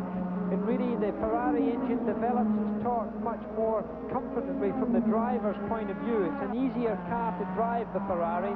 Picks up its power around about 8,000 revs and goes all the way through 12 to 12,500 revs, developing the power, whereas the Honda has a 6-speed gearbox instead of the Ferrari having 5-speed. And look how the two Ferraris are within some distance of each other now. Johansson has really caught up Alboreto. Now, I wonder if that's planned. I don't think they'll allow Johansson to pass. I think they'll be getting pit signals, and on the pit lane there's a board that goes out, and the Ferrari team manager Piccinini, Marco Piccinini, will be giving a signal to Alboreto, and also one of the other mechanics will be giving a signal to Johansson, telling them plus on the competition how many laps to go, and if they've got to stay in position, there is no question that Johansson is going much faster than Alboreto. Now, whether he's going to pass him is another matter. If Alboreto's in trouble, well then surely Johansson will pass. But if he tucks in behind, you will see team orders being observed. Reminds me of when Villeneuve, refresh our viewers' memories, when Villeneuve was passed when he was leading. Well, that happened in Imola, actually, at the last Grand Prix that he was able to take part in with Didi Pironi, who incidentally, Didi Pironi is here doing it on behalf of French television, just in the commentary position very close by. It's very nice to see him back again. Didi Pironi, who had suffered such a big accident at the German Grand Prix at Hockenheim in practice, he's back over here. So therefore it's quite interesting to see what would occur here. Here are the two Ferraris. Now this is a delicate situation. It depends on how well the cars are going. If they've got a big cushion on De Angelis, they will just hold their position right now. That'll be team orders. Villeneuve, of course, was leading, and Pironi, against team orders, went on to pass him. You will probably not see that happen here this afternoon. Alboreto is currently second in the world standings, tied with Alain Prost with 18 points, 2 behind the leader Elio De Angelis. Now, with a win, 9 points here today, Alboreto can move into first place. Johansson has only 1 point. There's De Angelis running third, the world leader. Johansson has only 1 point. That came at San Marino when he was 6th. He was actually leading that race, ran out of fuel with 2 laps to go. Well, De Angelis driving round here very comfortably in third place, but well out of touch. He's more than 12 seconds behind the two Ferraris. There's a fella there waves every time. His arm's going to fall off before the end of this race. He's obviously a Ferrari fan, and Alboreto is pleasing him right now, but I think Stefan Johansson's getting him a little bit more excited. Alboreto, he'll look in his mirror. Stefan Johansson, close behind him. Jackie Stewart, a lot of racing fans were surprised when Ferrari hired young Johansson, who now pursues Alboreto, to replace the Frenchman René Arnoux. You were not surprised. Well, I don't say I wasn't surprised. I was surprised that they dropped René Arnoux, as a matter of fact. He came out, by the way, not there to overtake Alboreto. He was just trying to get a little more air into his car, just to have a little more space. Yes, they chose Johansson. They wanted somebody who was already experienced, who wasn't brand new, who they thought they could rely on, who wasn't going to damage too many cars, because a lot of young drivers, full of exuberance and bright-eyed and bushy-tailed, can get overexcited and damage cars, which can be extremely expensive for a team. Man-hours, mechanics having to work all night to repair them. They didn't need that. So they brought in a driver who they thought was the right balance for their team. They knew they had Alboreto, who was a positive winner in their mind. So they thought, we'll have a good support man, and therefore they chose Johansson. I think they chose well. René Arnoux himself, very talented. Quite the circumstances of his being dropped by Ferrari is still speculative. There's a lot of concern about that. Ferrari is a tough man. I never drove for the Ferrari team because I always felt that the Commendatore was a man who pleased himself too often, to be frank with you. I respect his success in racing, but he's always put one driver against the other rather a lot. He would always say to you, if you were driving, you're my favorite, while he would say the same to me, and I never really appreciated that. It's really not good to have, in my mind, conflict within the team. Right now, of course, he very much wants Alboreto to win the World Championship because he's an Italian driver. That's a very interesting point, because for a long, long time, Ferrari would have no Italian driving his cars. Well, for a long time there weren't any good Italians in any case. Lorenzo Bandini was a good Italian driver who sadly lost his life in 1967 in Monte Carlo.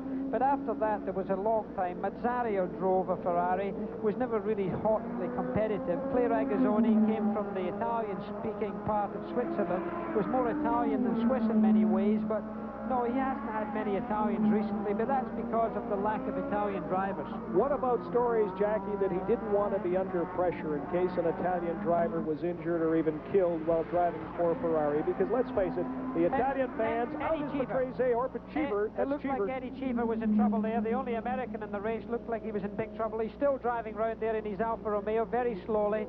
Nigel, that's Patrick Tamby passing him there. He's really going very slowly. The white flag you can just see on the right-hand side behind the bridge there. That's to tell other drivers there's a very slow-moving vehicle. That's the car of Mansell going round there. The flame that you see coming out of the car is the turbo on overrun. When the turbo is shut off, some of the fuel drips into the red-hot turbo chamber and catches fire, and therefore that flame comes out the exhaust pipe. This weekend here in Montreal, 9 cars have gone on fire. 5 of them seriously on fire, and it's because of turbos spilling fuel, and when the turbo breaks or blows up, then that fuel is allowed to spill around, and sooner or later they're going to have a major fire because of it. There's a lot of concern over it, Jackie. Yesterday in the final qualifying session, Mansell's turbo caught fire, and he seemed to go on forever. As we look at the other Alfa Romeo, yes, that's Patrese, so it's Cheever that's out of the race. Mansell seemed to go on forever, not realizing the car was on fire. Well, there's Cheever coming into the pits now. You can't see the flame in your mirrors, you see. That's the biggest problem. You can't see that flame because at the speed that you're doing, the flame is low on the car and it gets tucked in with the aerodynamics and you can't really see it. So the driver really is ignorant of the fire until he comes into a very slow corner, which of course he's very busy doing his own thing, and unless it catches his eye in the mirror, he really doesn't know about it. Look, Alain Prost is right up behind Elio De Angelis. Alain Prost is seriously getting into Elio De Angelis. You're going to see a pass. It's taking place. No, it's not. De Angelis manages to do the job. Now this is Alain Prost now jumping in. This is for 3rd position here. 3rd position. De Angelis looks like he's going to lose it. Less than 10 laps to go in this race. Remember, the course is so tough on fuel. Prost has been conserving. He is now going after De Angelis for 3rd. However, De Angelis is something like 14 seconds behind Johansson, who is running 2nd to his teammate Alboreto. De Angelis continues to hang tough as he is pursued by Alain Prost. It's quite interesting that Elio De Angelis is not on the carbon fiber brakes. He's on normal brakes, metal brakes, steel brakes. And the car of Prost is on the carbon fiber brakes. The carbon fiber brakes, a new composite carbon fiber that's used, high technology. It's a French company that make them. It's a company from, oh, this is very close now. It's CEP. It's a company that make them for 7 of the leading teams. McLaren, Ferrari, Lotus have them. But on this occasion, Lotus decided to split their bet, and they put De Angelis on the normal traditional steel brakes, while they put Senna on the carbon fiber brakes. So it's interesting here how the braking will work out for these 2 drivers, because passing will be done on braking basically.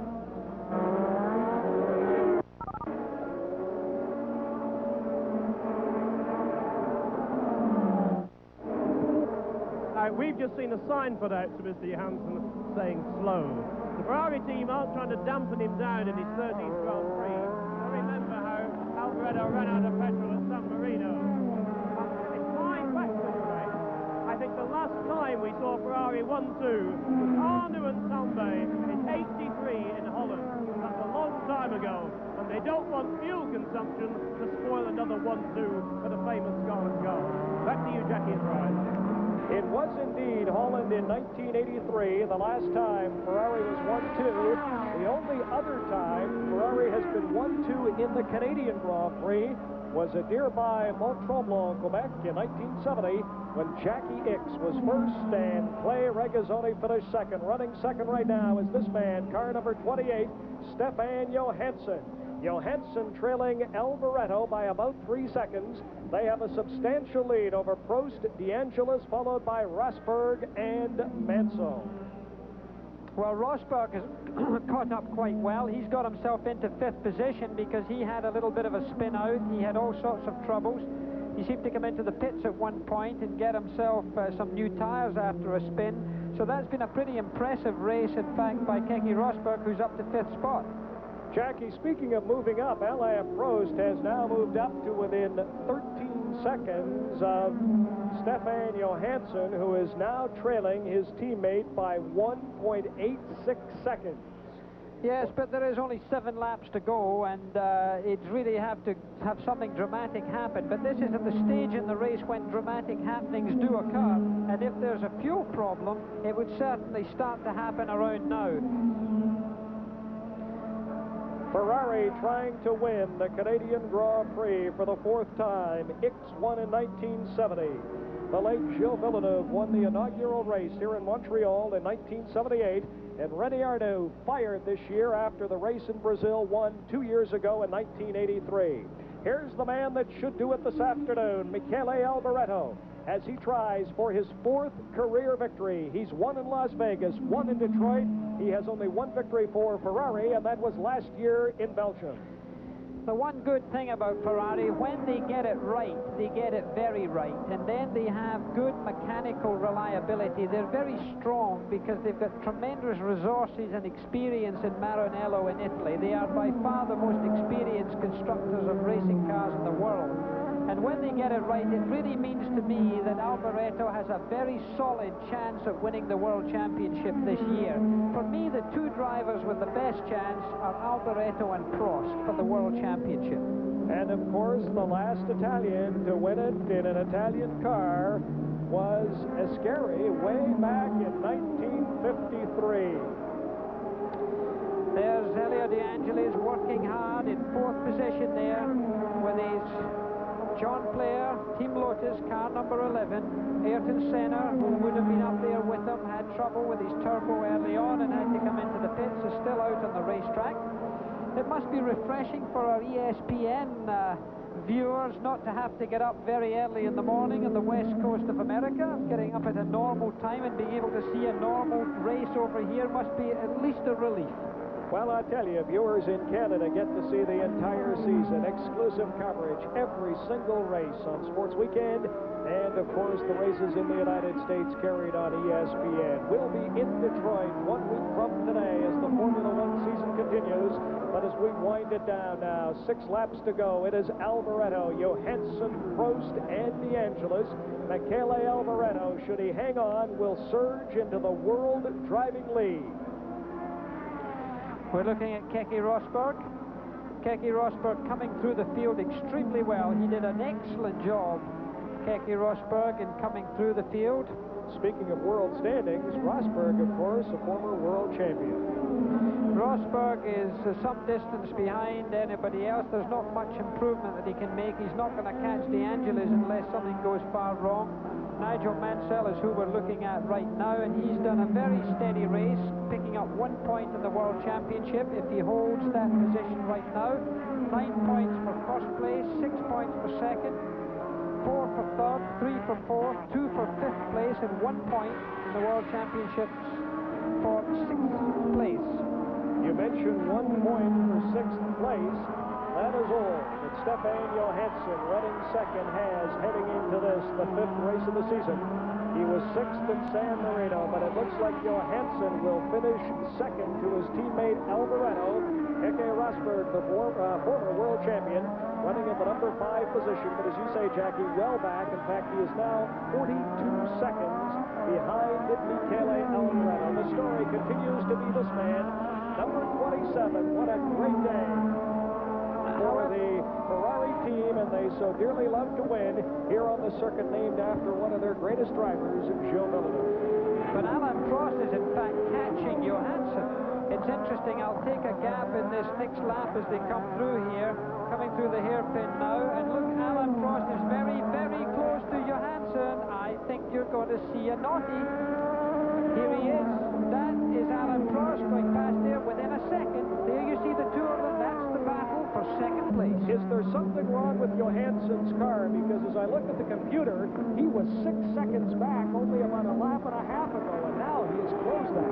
Well, I think you'll find that he may have a little braking trouble, but I think at the same time, Alain Prost has really got the bit between his teeth. This is the type of performance that we could expect.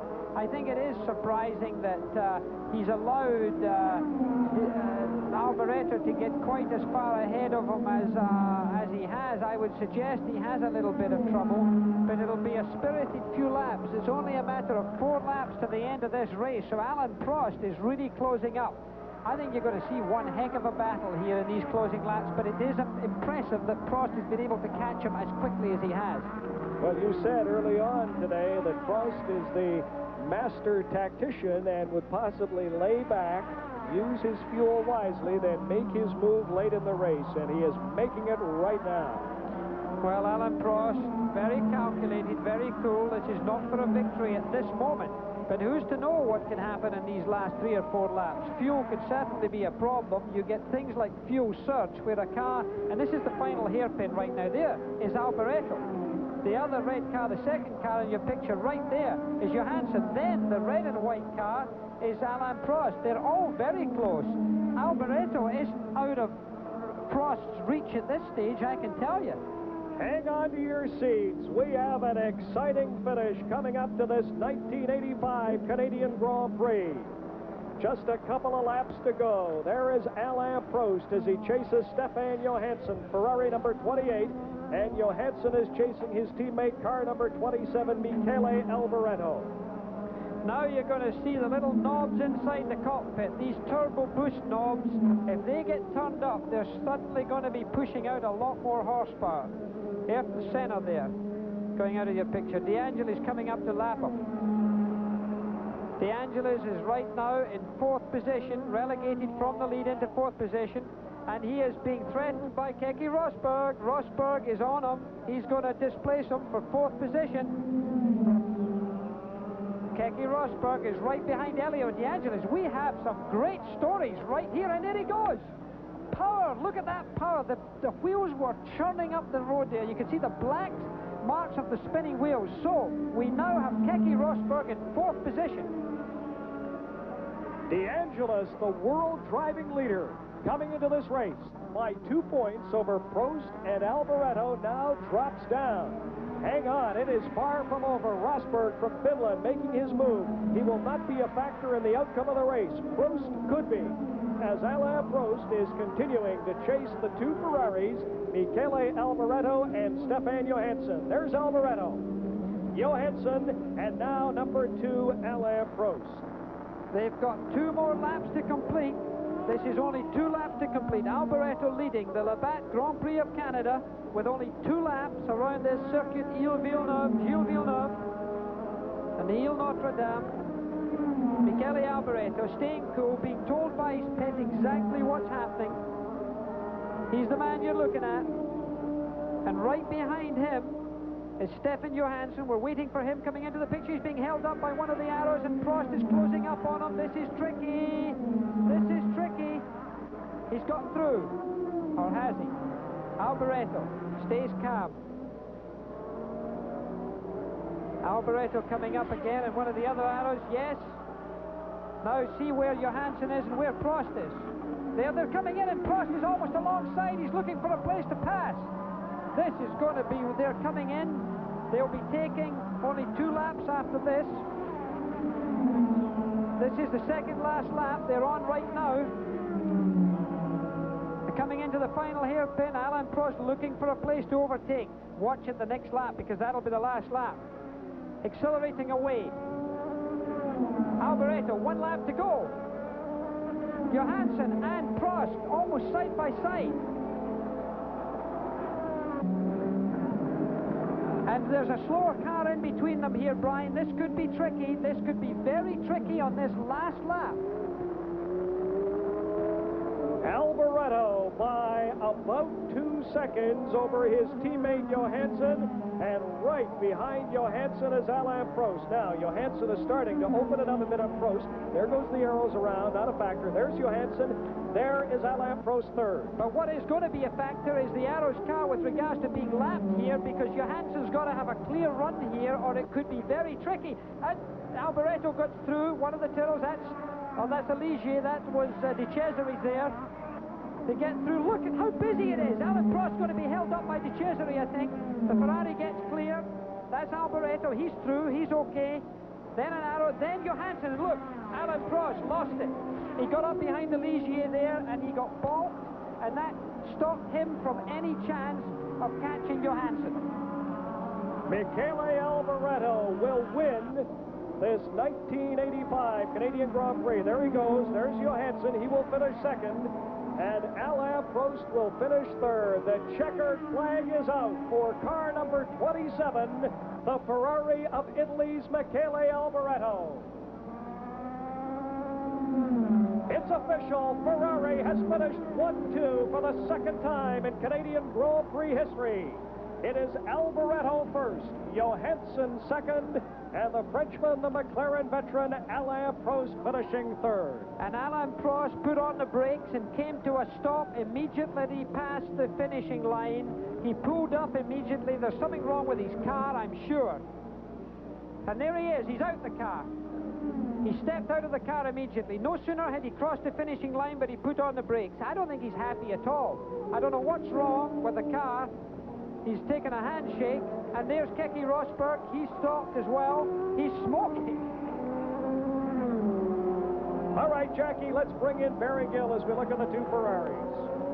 And here is the happiest team manager in Canada today. Congratulations, Marco. Were you worried at the end that they were going to get caught by Prost? Yes, of course. I think it was a very close race. We were very worried about McLaren. We know that they are, with us, I think, the most efficient on fuel consumption. I was thinking that without rain would have definitely been a Ferrari-McLaren race, and it's not been so bad for us. Now, you must have a chance for the World Championship.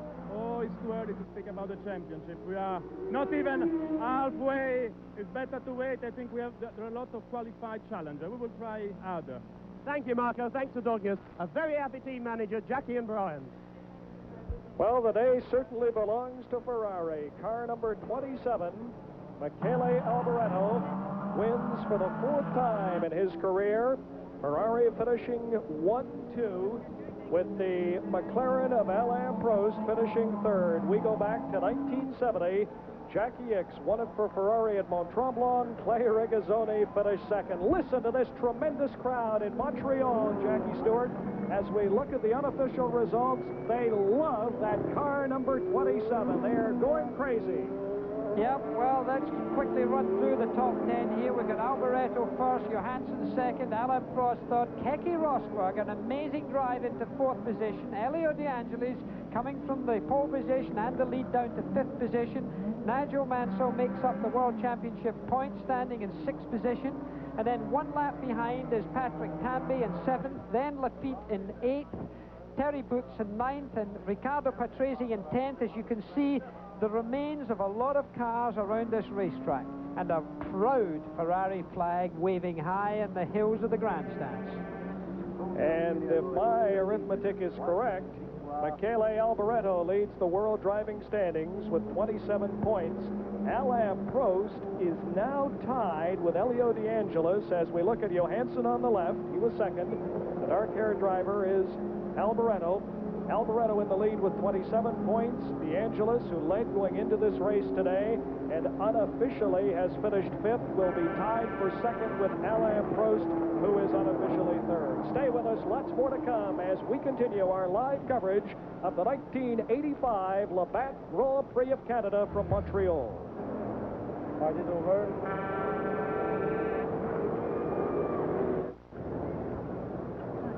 Okay, it was better the other way. Can I put it the other way?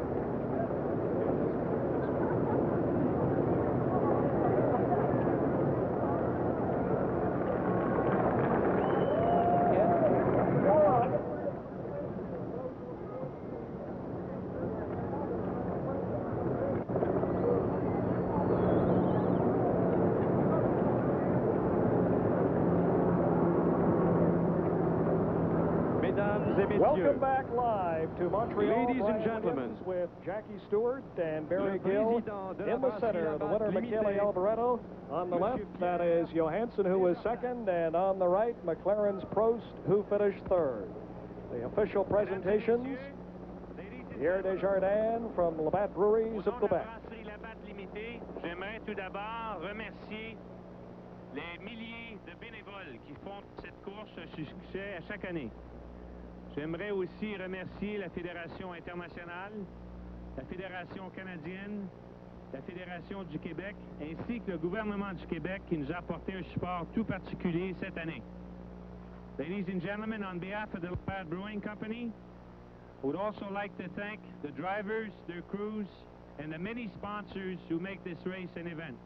A very successful event indeed. Thank you very much.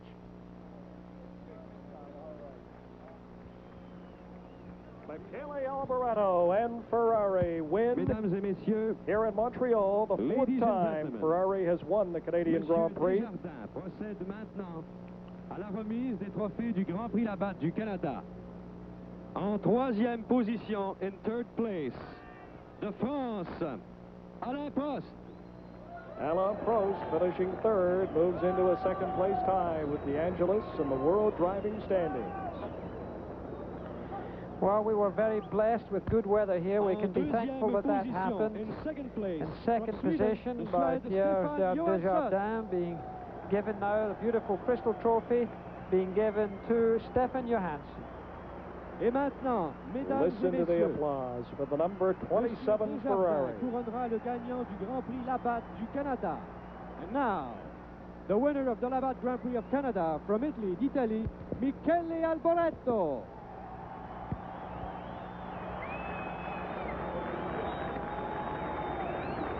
Mesdames et messieurs, Mademoiselle Grand Prix offre maintenant des fleurs aux gagnants. Miss Grand Prix will present flowers to the winner.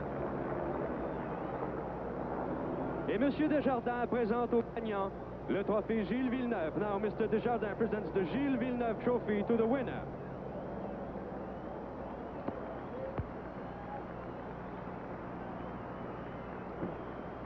Ferrari winning for the fourth time in this country. Jackie Ickx won in 1970. The late Gilles Villeneuve winning the inaugural race on this circuit in 1978.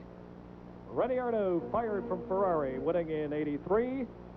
And the winner in 1985, Michele Alboreto. His fourth career victory, one in Las Vegas, one in Detroit for Ken Tiro, one last year for Ferrari in Belgium. And for the second time, wins for Ferrari. Big story is the gentleman on the left, Jackie Stewart, Stefan Johansson. He picks up some very valuable points. Well, Stefan drove a wonderful race. I think Michele Alboreto, the national anthem of Italy being played for the team rather than for the driver. In fact, historically is the case. Michele taking his hat off for his own national anthem. A driver who I think we have a very good chance of seeing on the same kind of podium when the World Championship presentation comes round. I think it will be he or Alain Prost. Well, he has moved into the world driving lead. He now has 27 points. Alain Prost has 22, as does DeAngelis. DeAngelis today was fifth, and here's Barry Gill. 1 year for this day, and I am very happy now, for me and for all the team. A first and a second. Sorry.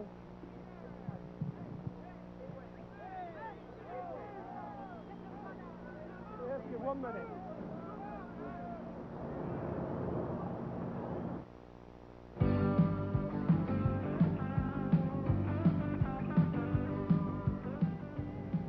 The 1985 Grand Prix Labatt du Canada on ESPN has been brought to you by Dodge, a performance revolution, an American revolution, and by Honda Motorcycles, Honda, follow the leader, and by BF Goodrich, makers of high-performance TA radials. We make cars perform.